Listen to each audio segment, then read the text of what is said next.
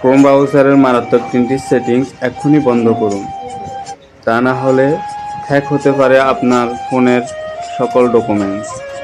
কী করে বন্ধ করতে হবে চলুন শুরু করা যাক। ক্রোম ব্রাউজারে যান, উপরের দিকে 3 ডট আইকনে ক্লিক করুন, একটু নিচের দিকে সেটিংসে যান, একটু স্ক্রল করে নিচের দিকে সাইট সেটিংসে যান।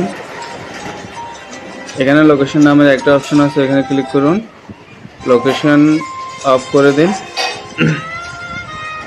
এরপর এখান থেকে ব্যাক করুন, ক্যামেরাতে যান, ক্যামেরা অফ করে, এরপর এখান থেকে ব্যাক করুন, মাইক্রোফোনে যান।